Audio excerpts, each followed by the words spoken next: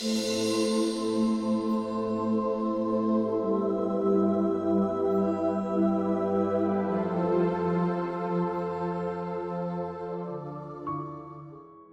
Story of Saint Madeleine Sophie Barat.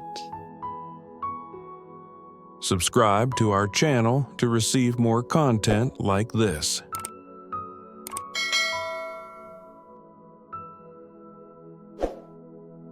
Our story today begins in a small French village in the year 1779. The world was changing fast, full of tension, revolution, and questions about faith.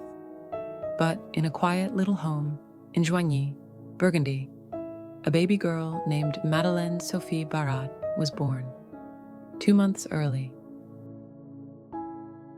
She was so tiny, they kept her warm by placing her in a basket near the fire. No one knew then that this fragile little girl would grow up to become a spiritual giant, a woman of deep faith, fierce intelligence, and a heart full of love. From a very young age, Sophie showed something special. Her older brother, Louis, was a priest and a scholar. He took charge of her education, teaching her subjects that girls in that time rarely studied: Latin, Greek, philosophy, theology. By the time she was a teenager, Sophie could keep up with conversations most adults wouldn't understand. But knowledge wasn't all she was after. Even as a girl, Sophie's heart longed for God. She prayed often and deeply. Still, life outside her little town was in turmoil. The French Revolution was raging, and churches were being attacked. Priests were in hiding. Faith was dangerous. And yet, Sophie felt called, not to run away, but to do something bold, something beautiful. When Sophie was just 20 years old, she moved to Paris. It was there that she met a group of women who shared her dream to start a religious community dedicated to the Sacred Heart of Jesus, a community that would teach girls and help them know they were loved by God. In 1800, that dream became real. Sophie and her companions founded the Society of the Sacred Heart. Sophie, the youngest of them all, was chosen to lead. Now imagine this: a young woman, quiet, small, and often overlooked, suddenly responsible for starting schools, guiding other women in their faith, and shaping a brand new order. She didn't want power. In fact, she was known for her gentleness and humility. But Sophie led with strength, the kind that comes from knowing you are deeply loved by God.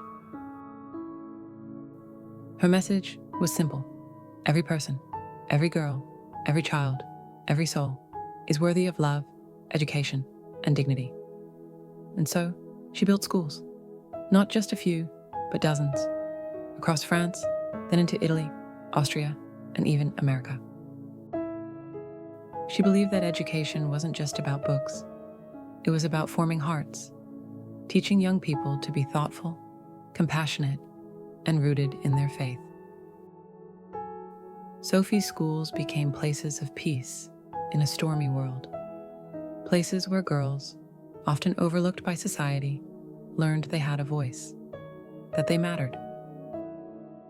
But Sophie's life wasn't easy. She faced criticism. She suffered from poor health. She struggled with doubt at times. Leading was never about comfort, it was about service, and she never gave up. For over 60 years, she led the Society of the Sacred Heart, always praying, always listening, always loving. In 1865, at the age of 85, Sophie Barat passed away. By then, her society had grown to include over 3,500 women, running 89 houses in 16 different countries. But numbers don't capture the real story. The real story is this: a tiny baby who nearly didn't survive grew into a woman who helped thousands live fuller, more hopeful lives. A quiet soul in a loud world showed that gentleness can be powerful. That wisdom, when rooted in love, can change the course of history. Saint Madeleine Sophie Barat was canonized a saint in 1925. But she didn't set out to become one. She simply followed where God led her, through fire, revolution, and the needs of her time, with a heart wide open.